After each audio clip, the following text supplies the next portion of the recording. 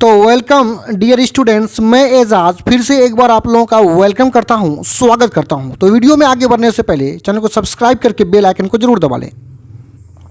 देखिए यहाँ पे क्या क्वेश्चन है, देखिए 1919 से 1945, कब 1919 से 1945 के बीच विकसित होने वाले मतलब बढ़ने वाले, उत्पन्न होने वाले राजनीतिक मतलब राजनीति का, और आर्थिक का मतलब होता है अर्थ का, और अर्थ मतलब होता है रुपया पैसा। तो आर्थिक संबंधों पर टिप्पणी लिखें, यानी कुछ कमेंट्स लिखना है।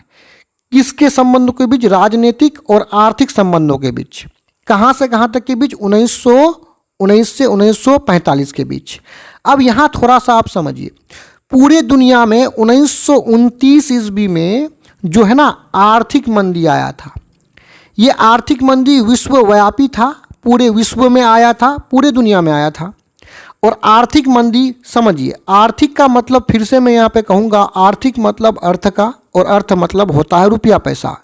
मंदी का मतलब स्लो हो जाना, धीमा पड़ना।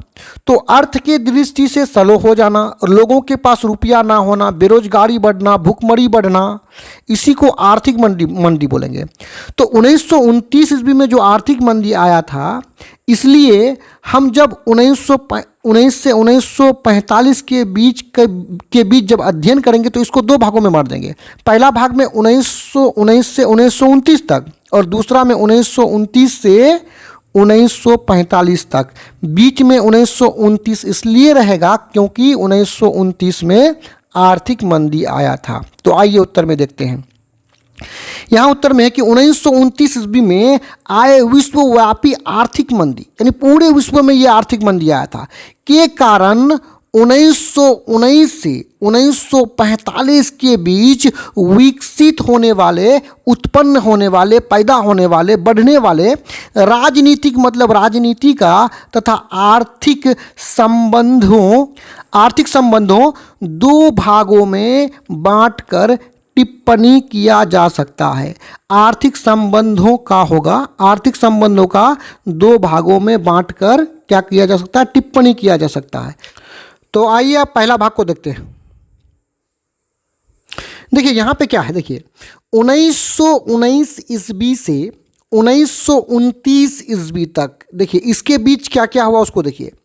प्रथम विश्व युद्ध समाप्त होने के बाद, देखिए विश्व युद्ध में विश्व में जितने भी बड़े बड़े देश थे ना, सब आपस में क्या किए थे? युद्ध किए थे।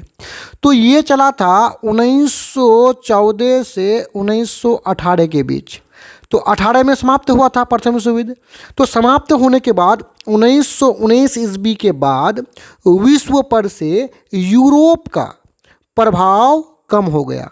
यानी इससे पहले पूरे विश्व में, पूरे दुनिया में यूरोप का प्रभाव था, यानी यूरोप के जो शक्तिशाली देश थे उसी का प्रभाव पूरे विश्व में था, पूरे दुनिया में था।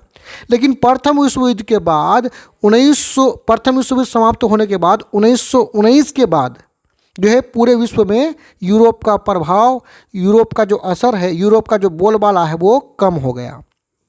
आगे देखिए, लेकिन अभी भी एशिया तथा अफ्रीका के उपनिवेशों पर उनका पकड़ बना हुआ था।